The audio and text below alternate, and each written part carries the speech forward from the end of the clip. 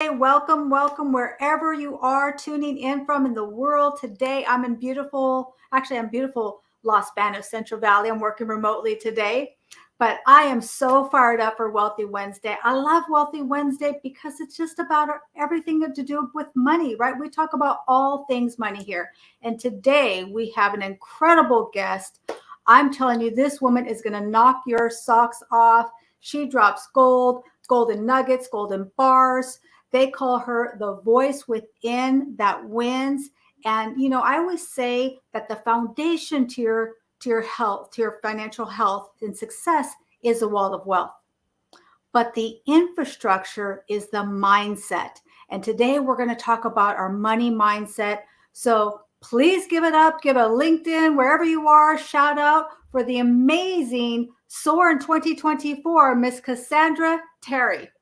Hello, Leah. Hi. I'm so happy to be here. Thank you for the invitation. I'm excited.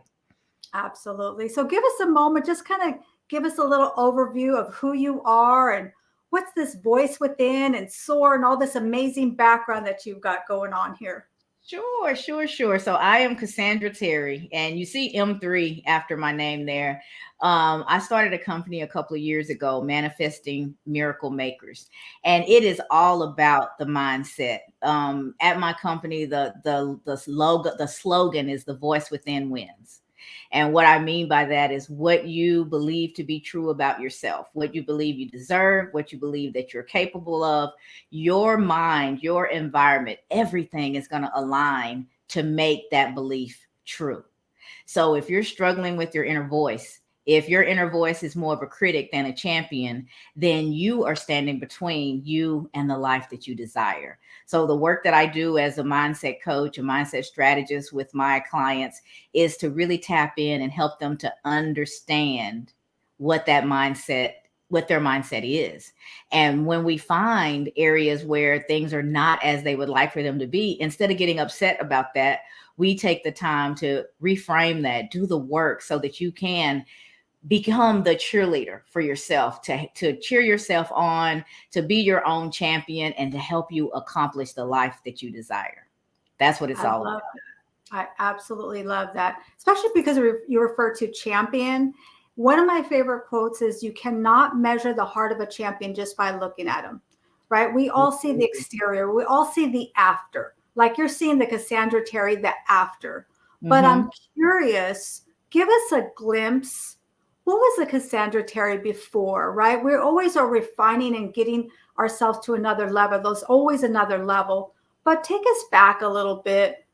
Did you have a time when maybe that voice within wasn't quite so serving you, when the Absolutely. people that was talking to you or maybe not pumping positive um, words of affirmation into you? So share with us if you don't Oh mind. gosh, I love that question so much. And let me tell you, the reason I love that question is because one of the things that I love, a quote that I've heard for years that I love is comparison is the thief of joy. So if you're new in your journey and you're trying to learn to do a thing and you're looking at somebody who's been doing it for years, you see their results. You don't see everything that they've been through to get to the results that you're admiring today. So it could actually end up being disheartening for people to think, well, I could never do that. I could never speak that way. I could never. Everyone has had a journey. No one popped up on the scene full of all their skills, spit and polished and ready to go. And so your question leads right into that. The Cassandra of before was a person who really struggled with my inner voice. I really struggled with self-esteem. Some people believe in imposter syndrome, others don't. I don't really care what side of the fence people fall on things like that. But the result of the conversation for me and how I was existing is I was shocked every time good things happened to me in my career, especially because I didn't believe in my own abilities. I was so convinced that everybody else was wrong, that I had them fooled, that somehow they thought that I knew more, was more capable of what I really was. And it was only a matter of time before they figured it out and I was seen to be who I truly was. This scared little girl in a corner, hoping that no one figures out that she's not as smart as they think they are. That's how I lived for a very, very long time. My career has been for years, and my corporate career has been in the IT space. So I work for a company who we're putting out new products, software and things like that regularly. I'm not a coder, right? So when I got the job, I was working in the business operations side of things, but I felt very, very inferior. I didn't feel like my value was there because I wasn't a coder. And since I couldn't do what was the core of what the company was built on, that I just felt like I couldn't push back, even if I really believed that what was going on wasn't right. I couldn't tackle those guys because what if they made fun of me? What if they figured out something that I didn't? And so I lived in fear all the time. And knowing that I didn't feel like I belonged. It really limited how I showed up in meetings, how forthcoming I was with my ideas. When you're afraid to make a mistake, you're only going to do the things that you think you're guaranteed to be successful at. You won't venture out, you won't be innovative. You're less likely to collaborate because if you get too close to somebody, they may figure it out. So I'll have put myself in a very, very small box. It was not a fun place to be. But I didn't believe in myself. And that's why I'm so passionate. And that's why the business was born, because I'm not the only one. Right. But I know that there's an other side to the story because I've walked it. I've made it through those limiting beliefs. And now I totally believe in myself. I believe I'm capable. I believe I'm deserving. And I believe the same of everyone that comes within my path. And so I want to take that process that I went through. And even if your journey is different, I at least can be someone that you can look at and go, man, she thought nothing of herself, and look at her now. If I don't feel good about myself, I know I can get through it because she did. And so that's how the business was born. Wow. I love that. And I'm a true testament to you truly do believe in everyone. I've watched you with different people in different situations. And you just have such a clean filter with it. I don't know how else to really say that, because sometimes it can be really easy to bring our preconceived notion about somebody, their background, or just, where they come from. But I've watched you do with so many different people. And that's what I just love and admire and respect you so much. Thank you. So share with me, you said, you were shocked when you had success. Mm-hmm. One of your favorite quotes that I use all the time: do it scared, do it with shaky legs, do it even if your voice trembles. Tell me a time when you did it and then you were shocked. Like, can you remember that one particular time, and then that was maybe kind of what opened your space up to start to believe in yourself? What did that look like? What was pivotal in my career was I had a manager, a general manager. She was really a big deal in the company and still is. She decided that it was time for me to move into management, people management. I had been doing project management for a long time, and I didn't feel like I could say no because that would be career limiting. But I also didn't feel like I should say yes because I didn't feel qualified. Right. And so I wrestled with that thing and I took the position. I did tell her about some of my concerns. Why would you want me for this particular role when what these people do is not what I've done? So I don't feel like I'm going to be able to really help them. And so she shared with me why she thought I was the ideal person for the job, what it was about me that was going to make their lives easier, and that I was going to learn what they knew as well. So it was a win-win situation. And she showed a lot of confidence in me. I shaky legs, Leah, shaky legs, trembling voice, scared, but I went ahead and did it. And that yes opened up the rest of my life, in terms of how I see myself, what I'm capable of, because now I'm managing the coders and the testers and the people that I don't feel, the people that I felt inferior to, and they're coming to me and I'm helping them solve their problems and I'm helping them figure out their career trajectory and all the things that a good manager is supposed to do. I was able to do despite the limitations that I had built up for myself within my head, which is why I talk about the voice within. The voice within is all about you. Our external circumstances, sometimes we can't change those. Right. But if we change how we're looking at them, how we're processing what's going on. If we set ourselves up so that we can stay innovative and keep problem solving and keep moving forward despite the external circumstances, we shorten how much time that we stay in that dark place. And so that's what I'm about. It's like, I am here. I'm not telling you guys what I heard. I'm telling you what I've experienced. And I would love to help short circuit that journey for someone else, help them see the light in their own eyes, see their own capabilities. And because once you figure it out, once that switch goes on, it will not go back off. Once you know the power that's within you, what you're capable of, there's no stopping a person who believes in themselves. Yeah. And that's all internal. It has nothing to do with external circumstances. Wow, that's so, so great. So you're talking about the peaks and valleys. That's one of my favorite books. It's not about not having the valleys.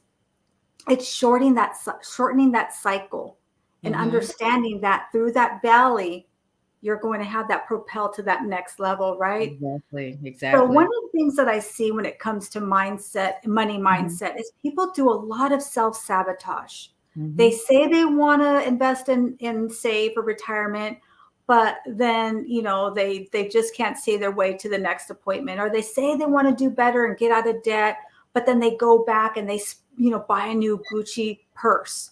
Like, what is the biggest thing that you see that people kind of, if you can kind of generalize it, if possible, why people self-sabotage? What is those messagings? What's that voice generally saying? What's that usually about?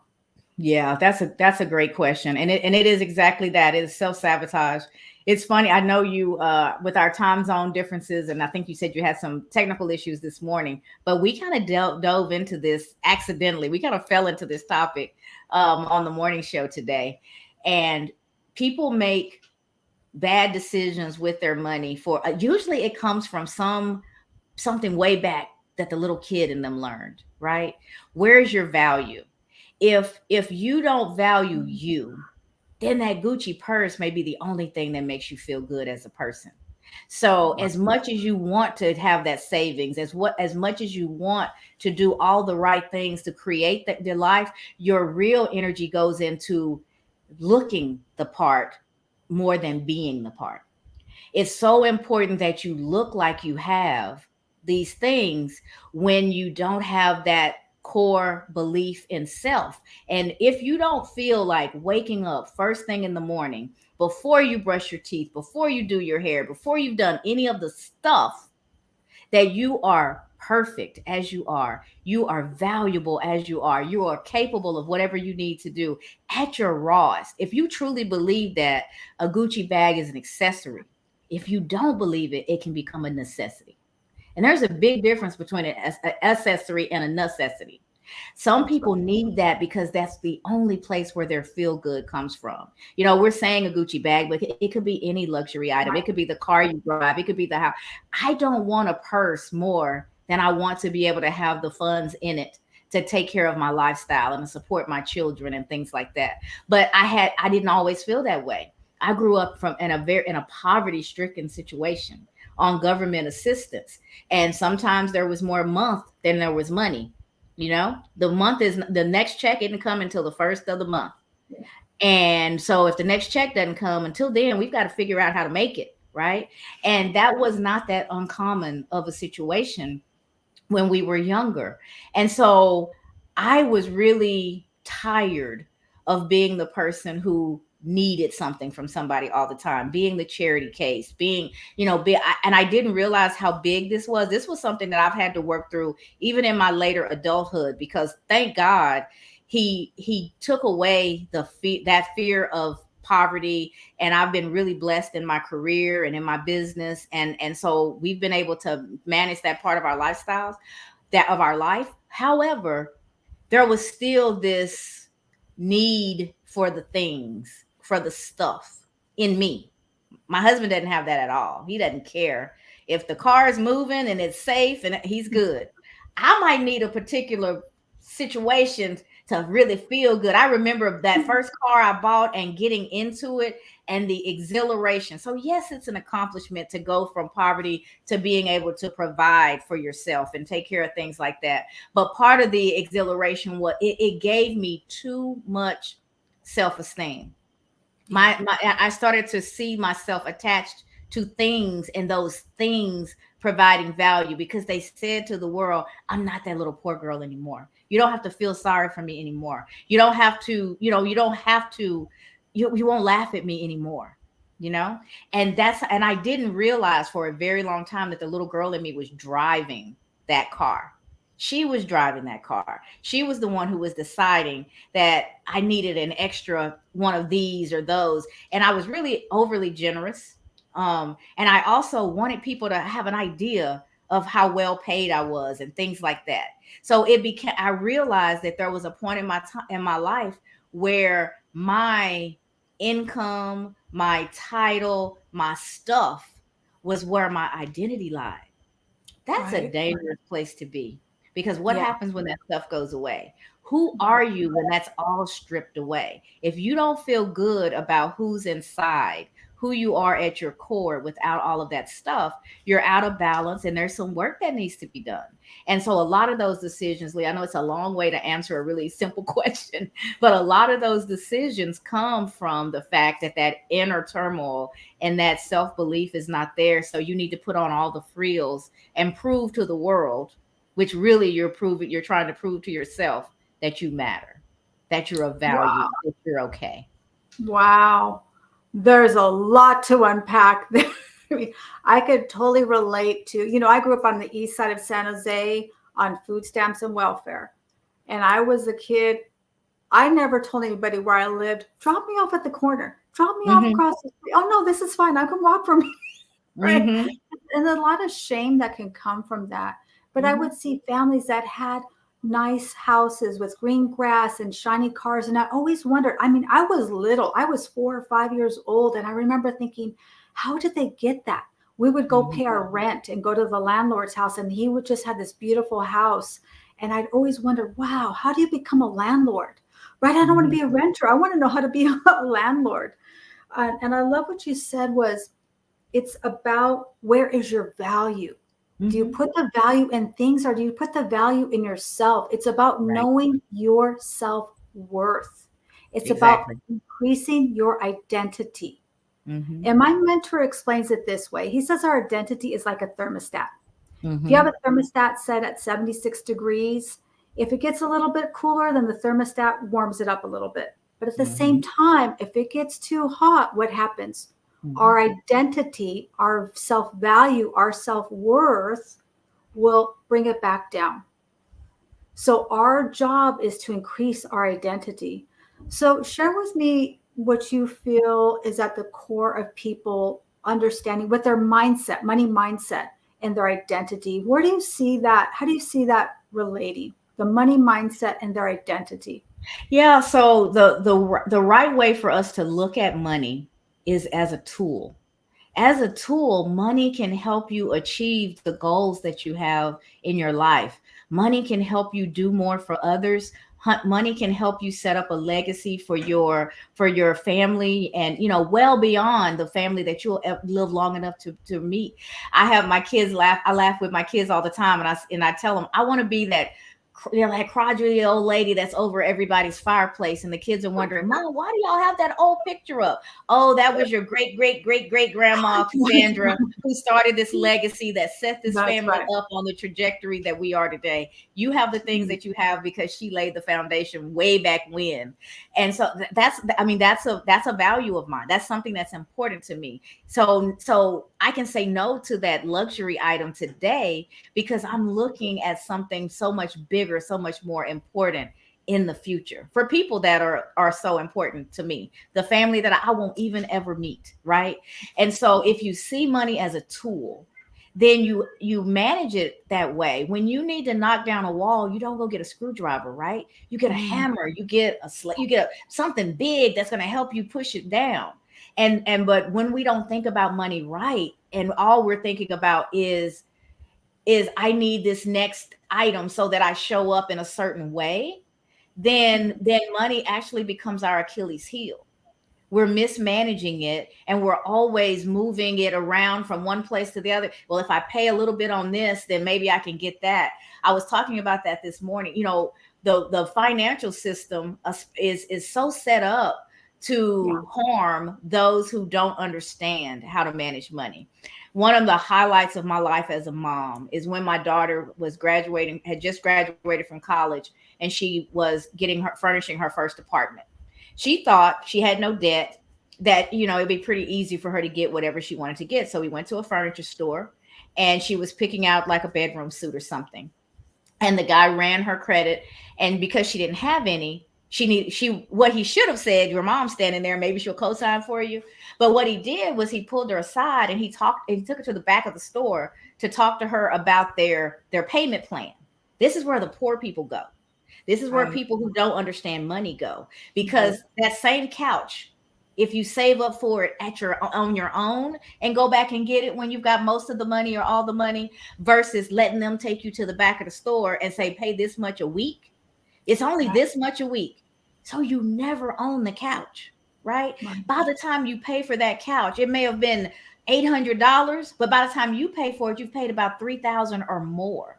And so I stood back and I let him do his whole pitch and talk to my daughter about how little she would have to pay and how she could get that room and other stuff. And I just let him do his thing. And then when he was finished, I said, thank you. And please don't be offended, because I understand that you're just doing your job, but now it's my turn to do mine. And I turned my daughter away from him and locked eyes with her. And I said, let's find a seat, and I'm going to tell you what he didn't say. And I said, how much is the couch?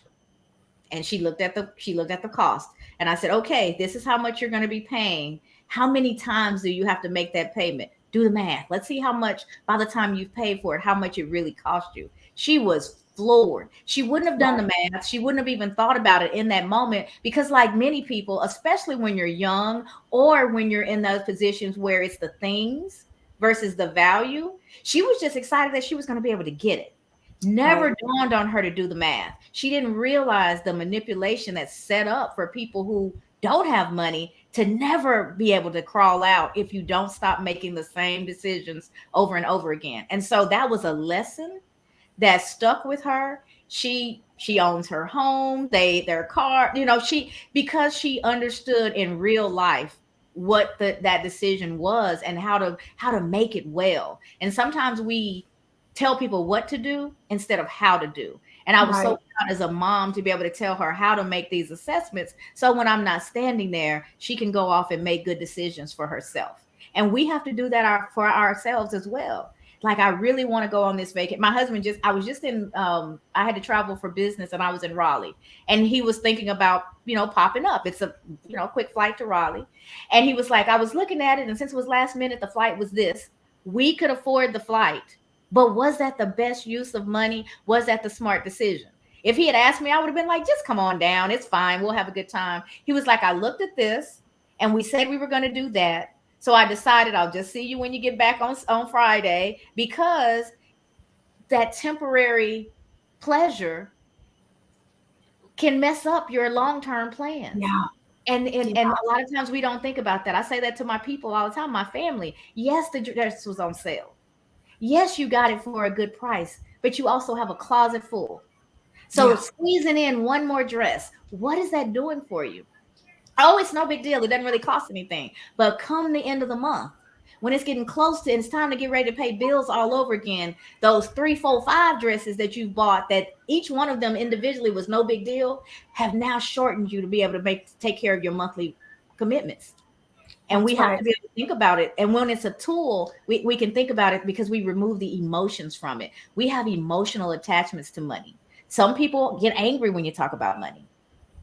It's no big deal. Nobody needs it. Well, I don't know where you live, but where we live, we need it to pay our rent or our mortgage. We need it for food. Money is important because our safety, it's a part of our psychological safety, is being able to be secure in our life, right? So everybody needs it. And then after that, it comes the fun stuff that you build up on top and planning for your future. I'm not going to work forever. What am I going to do if a medical emergency arises? There's so many things for us to think about. And if we don't make those priority over that short-term pleasure, then we keep making bad decisions and putting ourselves deeper and deeper in a hole. Absolutely, man. There's so much. We could have like a whole chapter on just this. So the couple of things I want to hit on is, money is a tool. I love that you said that. And Myron Golden says that if your goal in making money is to pay off debt, then you are thinking about it all wrong. Money is a tool. It's not there for us to pay off debt or to pay a bill. Because by the way, if that's our goal, then you're always going to have debt. You're always going to have a bill. What you focus on attracts and expands. So I love that you said that, and making those minimum payments. I have a couple of clients right now that they owe hundreds of thousands of dollars in debt. Mm-hmm. School loans, student loans, credit for like 15 credit cards. I don't get this very often, but he says we could make the minimum payments. Right. I said, but you're never going to be out of debt. That's like a noose. It's a mindset. Mm-hmm. So what do you think you're thinking of money as a tool? What do you think the average person or someone who's struggling with their money mindset, what do they think of money as? Do they think of it as just paying bills, or what do you see that is the difference of seeing money as a tool and what sometimes really creates a lot of boundary, burdens and challenges for people to really see it that way? Where's our mindset at that time? Probably that mindset would be a mindset of lack. We're so focused on the things that we don't have that we keep pushing ourselves farther and farther in debt, we're checking the wrong boxes instead of securing our lives and getting ourselves into a position to where we can live less free with less stress. We're checking the boxes. Well, and sometimes it's that comparison thing too. If the next door neighbor got a new car, then I'm not going to have them one up me. I'm going to this job and everybody has the Gucci bag, so I need one too. All my girlfriends travel, so I need to go too. And I don't want people to not enjoy their lives. Right. But I just want you to be mindful of, first of all, getting really clear about what it is you're trying to accomplish with this life. What are the things that are important to you? And if you go to there and you start with your values, what's really important to you, then you can align how you use your money with those values and you'll start to make better decisions. And that's how you use it as a tool. What I started to say earlier, if you need to knock down a wall, you pick up the right tool, right?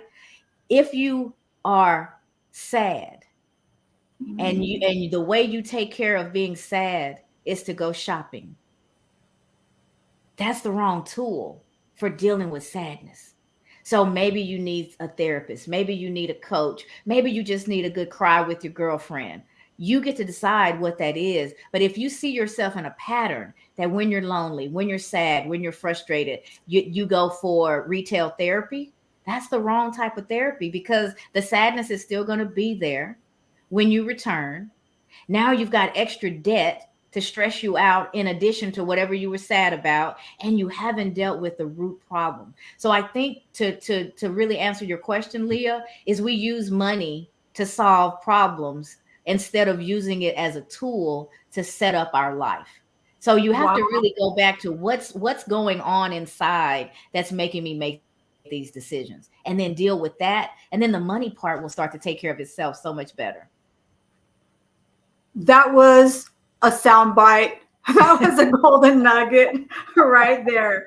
They see money as to solve problems and not a tool to get the things that they want for their future. Mm-hmm. Yeah, that's so good. Oh my gosh, this is so good. So I love talking about generational and multi-generational wealth. I just helped a client, and his first question to me was this: him and his wife working on their living trust. And they said, well, this is all sounds good, but our question is, can we leave money? Can we leave assets to children who are not even born yet? Mm-hmm. And guess what? The answer is yes, you can. Mm-hmm. You absolutely can.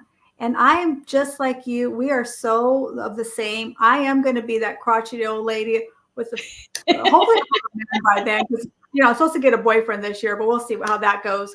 But I'm going to be that crotchety old lady that everybody's going to say, who is that lady? What did she do? We don't know, but we know her name. just like the Rockefellers. They Exactly. know their great, great, great, great, great, great, great granddaddy. Yep. And that's what we can we can all do that. It's We just can. about that mindset.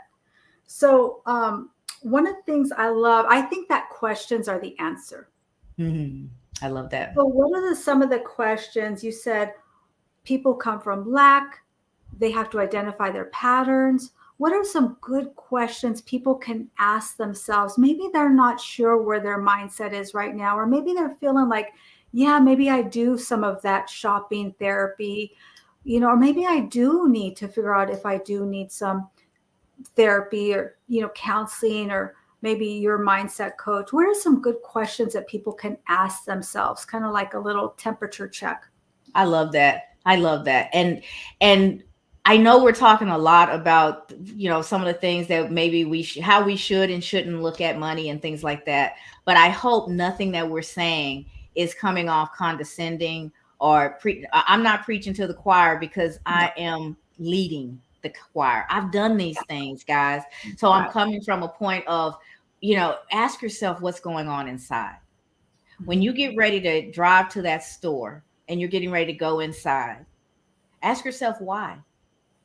Am I Mm, am I buying this because I have a true need, or is there something else going on? And you have to slow down. Impulse buying is huge. That's why they got all the good stuff right at the register, and they have the things on the end caps as you're walking through to grab your attention, because without you even thinking about it, you'll start grabbing that stuff and dropping it in the basket. So the stores know, the people who build these marketing campaigns, they know psychologically what's going on in our heads better than we do. So they've set it up to win. So you have to be willing to not be so impulsive and just take a step back so that you can ask yourself a question. And the first question is why? Why right. am I doing this? I shopped because it made me feel more alive. It made me feel capable in places where I might feel weak. Because I had the resources to go in and buy that thing, it made me feel more powerful. Yeah. So, where was my power going to come from when I couldn't buy the thing? That's the work I need to do. So you have to figure out what's going on. What would happen if I didn't make this purchase? Ask yourself that. Is Right. there a place where I could better utilize this resource? Should it go into savings? Should I invest it? Is there somebody in my life that needs it more than I need this thing that I'm about to buy? Ask you start to just don't unconsciously be a spender and a shopper. Just give Right. yourself, tap in just enough to ask yourself some questions. But the first one is why? How does this make me feel? When I realized that car made me feel more important, it made me feel like a better person, then I knew that I had some work to do. My esteem was externally placed. I've got to feel good about me first thing in the morning. Forget a car. And you know what? I've been driving that same car for probably 7 years or so. It's still cute. I still Yeah. love it.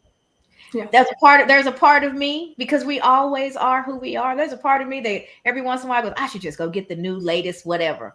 And that would be great. But at my age and getting closer to retirement and having plans I don't have to plan for my kids anymore. They're adults. I'm planning for my grandkids and for my Right. great grandkids. And there's some things that is important for me to leave them behind. Like I want to leave every child a piece of property, an actual house. They can decide to live in it if times get hard. They can rent it out to have extra income. They can do whatever they want to with it because it's going to be theirs. And so when you have goals for yourself, it helps you. It helps you with your whys, and it helps you to make wiser decisions with your resources, because money is a resource. Yeah. The power of the pause. Ooh, The power of the yes. pause. And for me, that looks like sometimes I will just be in my office and I will literally close the blinds, turn off the lights. And I would say sometimes I meditate, but maybe sometimes I just go get a drink of water. I Mm-hmm. just sit in silence. I just pick up a book, listen to somebody pour life into me.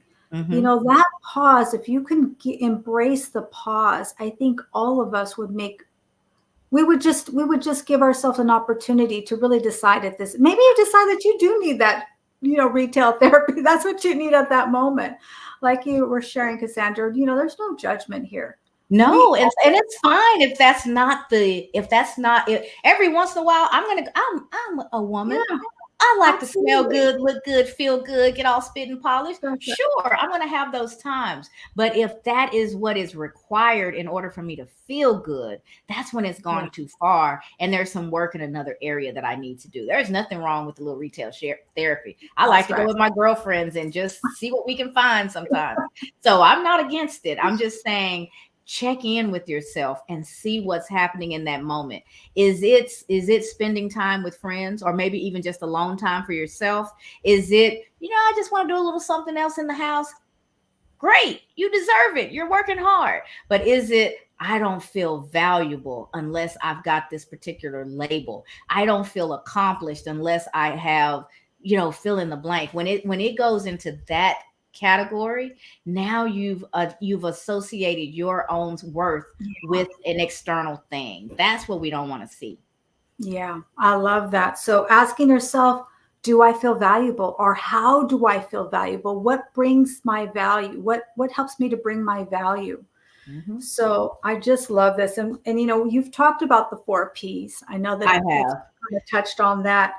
And I love the concept of pruning, Mhm. because when I think of pruning, I think of my grandparents used to have a garden, they used to have trees, and they would cut everything back, and it would look really sad. Yeah. But Sparse. then it seemed Yeah. like a day or two later, it would come back even bigger. So that Exactly. little visual comes in my mind. But sometimes when it comes to the actual pruning or our money mindset, things that don't really serve us, it can be challenging. So, what are some things that people can do when it comes to their money mindset? What can they prune, or maybe some questions they can ask themselves? What are some kind of things that they can do to prune away those beliefs that don't serve us, right? Right. So I don't know if I don't think we've talked about the 4 P's in their entirety with your audience today, but I've talked about it quite a bit in my rooms. So let me run through that really quickly. So the 4 P's is something that came to me in the space of personal development and growth. And what Leah is talking about is that very first P, and that's the pruning phase. That before we're ready to grow, before we're ready to do all of these great things, we have to identify the things that are no longer serving us, Yeah. and we have to get rid of those things. That's what we mean by pruning. So if you have a poor relationship with money, if you're somehow emotionally attached to money, if you have bad habits and you just go out and spend because you need a little boost of energy to feel good about yourself, you have to do an assessment and see what your relationship really with money really is and where it comes from. Maybe you can't, like me, you came from lack and you swore that you would never be in that situation again, and you certainly wouldn't allow your children to be in that situation. So money is a big flashing, light in your life, right? And people, usually one or two ways when they come from lack. Either they spend, they're like, I've done it without long enough, so I'm going to have the things I want while I'm still on this planet. And then you have people who can get really miserly and not want to spend a dime because they're so afraid of ever being without again, right? But Yeah. just like everything, all things in moderation. So in the middle, right, is where you make good decisions with your money, but you also allow your money to allow you to enjoy this thing called life. So in the middle is the sweet spot. So pruning is getting rid of the things that no longer serve you. And in order to do that, you've got to do that self-reflection, Leah. You've got to figure out how money makes you feel, what you use it for besides the tool that it is, and ask yourself those questions so that you can understand where the Yeah. work is. Do I need to Right. do some therapy? Do I need to work with a coach? Do I need to get a good financial advisor who can help me figure out how to manage my money and get a plan in place? There's all sorts of things that you can do, but first you have to identify where that gap is that needs to be filled. That's so great. I love the 4 P's. I know I want to talk more about that for sure. I'm looking forward to that. And by the way, Cassandra has some amazing ebooks. She just dropped an incredible ebook, money ebook that I am just loving. I am actually teaching my team from it. And so, one question I want to know from you is that when it comes to employee mindset, money Mhm. mindset, and entrepreneur mindset, it is really two different animals. Complete, there's no crossover. It's really helping people to understand the difference. So, what do you see keeps people from their mindset of wanting a safe, secure job? And maybe they have that burning desire to start their own business, to become an entrepreneur. Maybe an idea or a concept that they would love to really explore. What do you Mhm. think is the challenge with their mindset, or what are some things that maybe they could help to identify the difference, and if maybe they're ready to explore an entrepreneur mindset? Yeah, I think you said it even in your question is security. You can't put a price tag on it, right? So knowing that that paycheck is coming every 2 weeks, every month, whatever your schedule is, you've grown to rely on that. And so there's some comfort and there's some security in that. But the world that we live in today, it's hard to maintain that security because companies are making tough decisions and it's the employees that are, either you're losing your job or you're having to do two or three jobs because someone next to you have lost theirs. So it is a difficult time, right, in this country for many people. So if you do have an idea, if you do have a burning desire, that's not a coincidence. It's there for a reason. Yeah, And sometimes, and it's hard to feel fulfilled in your life if you don't try and work through those real deep seated desires that you have. So I would encourage you to, all things balanced. I wouldn't say, oh, just quit your job and, right. cash out your 401k and use that money to invest in your new business. Now, and me, I'm all mindset, guys. I am not a financial professional in any way. But what I'm saying is that probably would not be prudent. It certainly isn't what I would want to do. If you've got a safety net of some sort, or if you're a big risk taker and that's your way of doing things, more power to you. But to the average person, that is a huge leap. And they usually have, like most of us, responsibilities that they've, even though they're trying to do something different, their bills are still due at the same time every month, right? Right. So you have to balance those two things. So is there a way where you can start to, in a small way, invest in your idea? Do you need to take a class to learn how to make the widget that's, do you need to network and get with certain people who know how to do a part of the process? So baby steps. I am not a big leap person. I believe in small, consistent steps. Yeah. And because when you're doing things that way, you're able to make mistakes, learn from them, integrate that learning into your path, and keep moving forward more and more informed each step along the way. And I know, Right. Leah, you've heard me talk about lottery winners. We dream about that. Wouldn't it be great to have this big windfall? But many of us, if we actually won it, it'd be gone in a matter of a few years Right. because we haven't the discipline, we haven't the know-how to manage a large sum of money like that. So that's the beauty of those small, consistent steps. If you're making good choices with your money, if you're investing, if you're saving, if you're careful about how much you spend and when, and you start to build up over time, you've got the good habits to manage the pot no matter how big it gets. And so those small, consistent steps is what's going to get you there and keep you there and allow you to keep growing. So that's my thing. And that goes Yeah. also back to that, that pause period. We want it now. We want it quickly, but we get paced. The universe will pace us. Sometimes we get what we need, but what we want before we know how to manage it. And what happens? We end up squandering that blessing. It's gone. I wasted that money. I wasted that relationship. I wasted that whatever because I didn't see it for what it was and I didn't know how to manage it. So if we can take those small, consistent steps and get there that way, or when the windfall does come, reach out to the folks who can help us manage it, then we're going to be so much better off. So much better Yeah. off. And part of that is really the rules of money.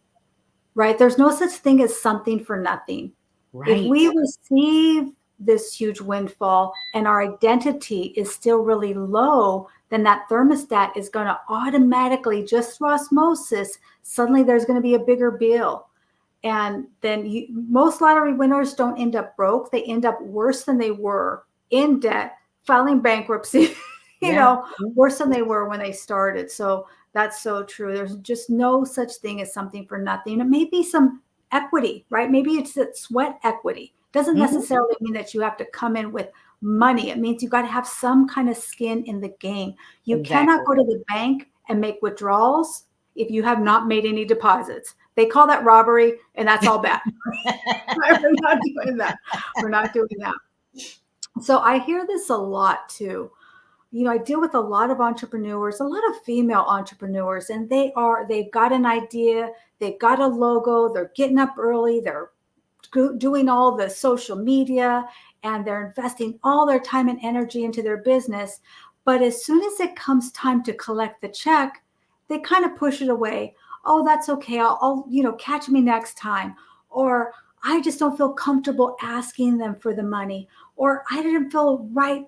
That was probably too much. I probably should lower my prices. Mhm. Help us, like, what can people do if they're kind of struggling, if they're an entrepreneur, doing all the right things, investing in all the right things, doing all the right decisions to build their business, but then they're almost have a fear or reluctance to accept that.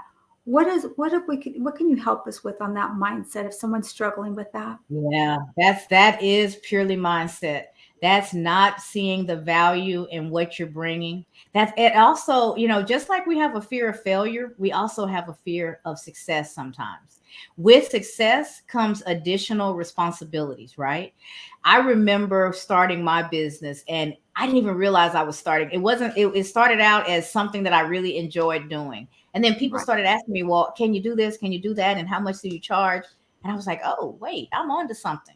But when it came to the charging part, I felt somewhat vulnerable. I felt like I was now taking this thing that I loved, that I had a passion to do, and associating a dollar amount with it. And now these other people have expectations of some level of performance, and maybe I can hit it and maybe I can't. So there was a fear of success can make it. Once the money is associated with it, there's been an exchange. I've agreed to do something. You've agreed to what you're going to pay me for it. I've got to deliver. So, Leah, if I don't feel good about myself, even though I've built this business, as long as I'm giving it away, hey, if I mess up, if there's a mistake, it's not that big of a deal. But once we solidify this thing and the contract's in place, even if it's a verbal contract, and you're going to pay me to do it, now the pressure's on me to deliver. So if my mindset isn't right, if I'm still not assured that I'm bringing value and that I can give you what you need, maybe it's easier just not to take the money. Wow. That is so deep. If you're an entrepreneur, you need to rewind this and watch that last clip because that was so, so deep. And oftentimes I'll hear people and they'll say, well, it was really easy. It only took me 5 minutes. It was really easy. Mm-hmm. I just threw it real together. They thought it Mm-hmm. was great, but it only took me, a couple of minutes. But they don't understand that's your value. That's your Your gifting. time. And when Mm-hmm. you're in your gifting, it should feel effortless. It should just flow and come together. But I always tell this story of the plumber story. Mm-hmm. So there was this guy, he was working on his house and, suddenly the water leaks and he's got to fix his plumbing.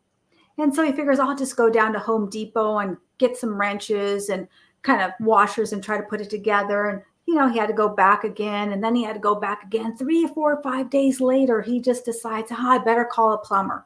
So the plumber comes in, takes a look, goes out to his truck, gets a little hammer, a little screwdriver, tap, tap here, tap, tap there, hands him a bill for $500. And the homeowner says, What? What do you mean? You were only here for 5 minutes. How could it cost me $500? And the plumber says, you're not paying me for my time. You're paying me for the work and the effort of my knowledge that it took for me to understand what tools to get and where to tap, tap. So when you're in your gifting, you should never feel apologetic for charging. because you may Right. know something. I'm not a techie person, and a PowerPoint might not seem like a big deal to you, but it'll cost me hours of trying to figure that out, right? So I just love that. So do you find that that's something that people struggle a lot with? They just feel like their gift is, they don't recognize their gift. It's kind of invisible to them. They don't see it as something that people would value because Yeah. it comes so easy to them. Mhm. Because it's so natural to them. Yeah, exactly. I see that. I see that all the time. I see that all the time. And I've said, especially to my family members, because we're up close and personal, right? And I, kind of know their journey. I say to people all the time, we all were born with everything that we need to have everything that Yeah, we desire. To right. get out of poverty, God gave me a mouthpiece and a brain. To get out of poverty, he gave my sister and my mom the gift of song. To get out of poverty, he gave my niece and my nephew the ability to draw beautiful things.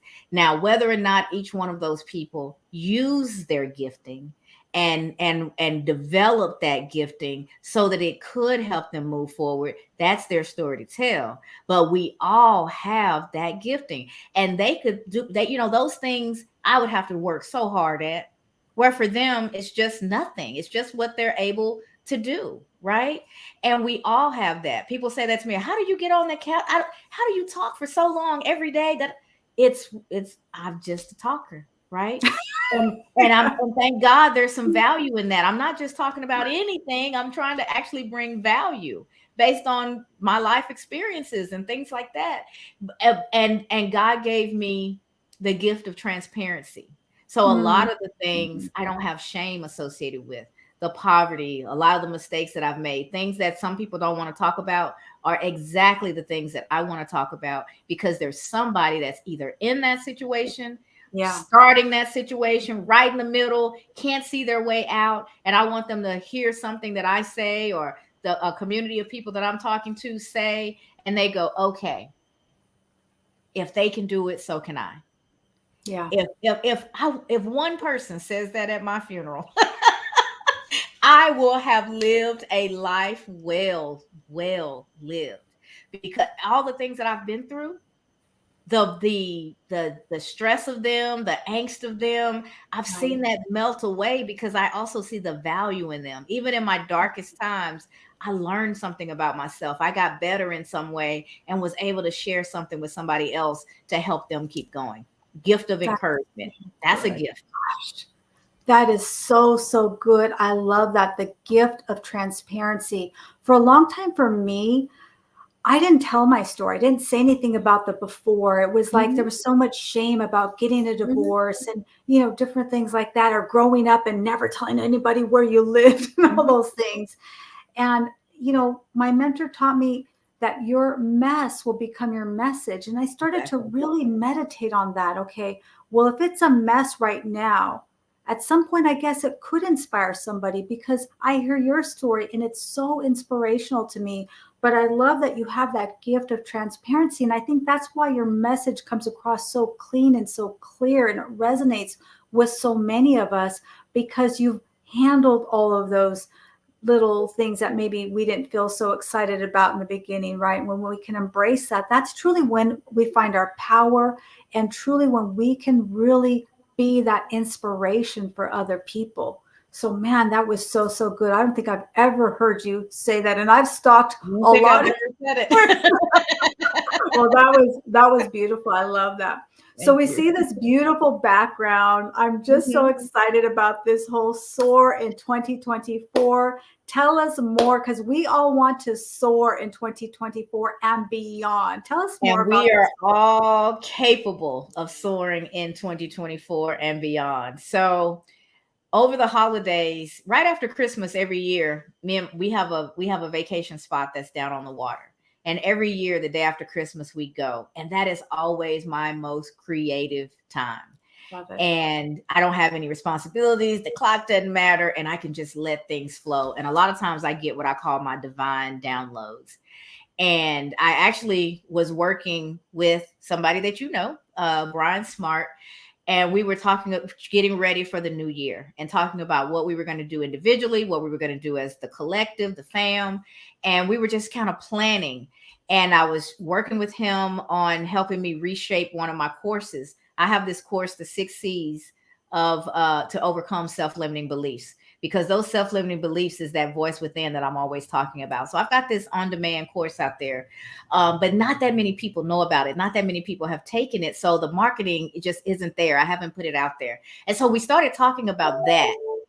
And somehow from there, we started talking about my coaching philosophy and what was SOAR what was the 6 C's encapsulated in, and SOAR was born. And Wow. SOAR is your strengths. It's really about self-discovery and finding your strengths. The O is about overcoming. The A is about achieving your goals. And the R is about developing a resilient mindset.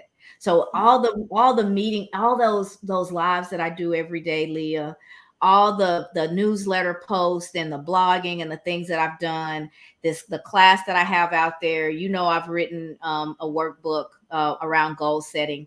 Everything that I've done, that conversation with Brian wrapped that up in a bow called SOAR. And it made everything make sense to me. I was doing a bunch of things, but they were kind of fragmented, right? And I was trying to figure out, how do I pull this all together? And in pulling that framework together and really taking the time to document it is what helped everything make sense for me. And so SOAR beyond your limits in 2024. SOAR in 2024 is it. And that's what I'm trying to do, what my collective is trying to do, what people like you are trying to do. Cue up the conversations that can help people find those limits and move past them, achieve past them once and for all, and keep moving forward. And so we've got a challenge that's going to be coming up soon, the SOAR Beyond Limits Challenge. And so for 4 days, we'll be doing activities an hour a day to help you work through SOAR. There's a book that's coming in about a month. That's the full SOAR framework outlined with an associated workbook.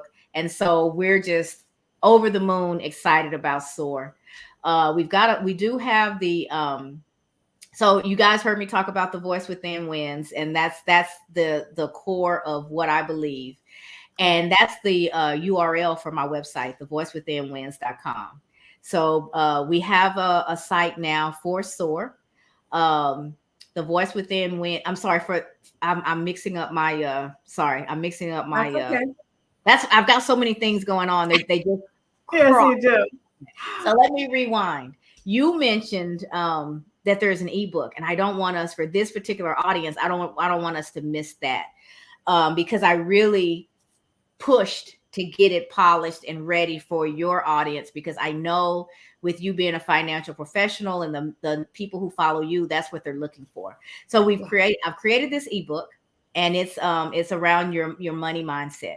It's and it's about going within and figuring out what your relationship is with money and what you can do as you uncover these things that need to be worked on. And so if you go to thevoicewithinwins.com/money mindset, that will take you in to allow you to download the ebook. It's not a big book, so you don't have to worry, but it is rich with information, and it can really help you get underneath the mindset portion of your relationship and how you're managing and using money. So that's the real thing I wanted to share with your audience. So, and in downloading that, Leah, and getting in that part, you'll hear more. You'll be able to see and hear more about SOAR in the coming weeks as we pull the whole campaign together to get ready for the challenge and the book. But let's start with that ebook, thevoicewithinwins.com/money mindset. And we can put the link as well after your. We can definitely attach it to that. I got to tell you, it is not long, but if you go through it, it is absolutely going to transform your money mindset. It's just a real easy format. And it is so good, Cassandra, that I'm actually using it as an outline to train my team. I love that. I love that. I So mean, my time is well spent. And I don't know if we said it, y'all, there's no charge. It's a free ebook. So you can download it at no charge. You can kind of dig into my mindset philosophy in more detail, and more importantly, you can apply that philosophy to your relationship with money. Absolutely. It is fire. I promise you, it's worth the time to download it. It's a free ebook, but I promise you're going to want to send her money anyway, because you are absolutely transform your financial outlook and your mindset, because it all starts with the infrastructure. If we don't have the right infrastructure, we're just going to continue to keep poverty is going to continue poverty. We're going to still continue to squander our money. We're going to still continue to attract the same things, right? Over and over again. Doing the same thing and expecting different results is called insanity. And we ain't insane on here. No crazy people here. Well, that's our time, Miss Cassandra. Man, this was so fire. This is one that people are going to watch over and over again. You drop so much wisdom, so many golden nuggets, so many gold bars. And I just love what you're doing. I just love everything that you share. That's why I'm all over your YouTube and Facebook, and I'm following you here and there. And I love the fam and all the content that you share that is free. I'm just excited to see you just really, you're soaring, because you're going to bring all of us with you. Absolutely. If you're ready to roll up your sleeves and do the work, let's go. Let's accomplish all of our dreams together and soar in 2024 and beyond. And Leah, I appreciate you so much. You don't have any idea how much you inspire me and how much you uplift me. You are somebody that is in my corner all the time, just cheering and saying things that help keep me going. And so I appreciate you. And you'll never know. You knocked me off of my seat when you told me you had taken my little ebook and you were using it to train your financial professionals. That just made me understand even better that I'm on the right track. People like, why is she talking about money? People have asked me to be in other spaces, and I'm like, it doesn't really, but mindset is the foundation for everything. So again, recalibrating my own thinking and realizing there's not a room that I can't be impactful in, because we need to talk about the foundation to make sure that you're solid and you're able to accomplish whatever it is that you're after, whatever the topic, it doesn't matter. Yeah. And see, I just have to give myself credit for my generosity, because I would just love to keep you all to myself, but I want the world to know your message. So I know you'll still carve out some time for me, so that's okay. We got it. Absolutely. If you call, I'm going to answer. It was amazing. It was wonderful. I enjoyed this so much. I got tons of notes, and I appreciate your time and looking forward to our next chapter in 2024. Miss Cassandra, can I invite your guests to join me every Tuesday through Please do. Friday morning? I have the Cassandra Terry Morning Show at 7:15 a.m. Central. Sometimes Leah's was a guest not too long ago, but I've got my fam with me, and we're tackling mindset and intentionality and focus and gratitude and all the things that you can use to help you shore up how you are showing up in the world. And Leah and I on Monday mornings at 6 a.m. Central, we're on Motivation Monday with Eric and friends. So every Monday morning at 6 a.m. Central, we're doing that. And then the rest of the week at 7:15 a.m. Central is the Cassandra Terry Morning Show. Awesome. So follow us, like, comment, share. We'd love to hear from you. So that's our Wealthy Wednesday. Thank you, folks. We will see you all at the top, because we all know it's way too crowded at the bottom. I love it. Thank you, Leah. Thank you.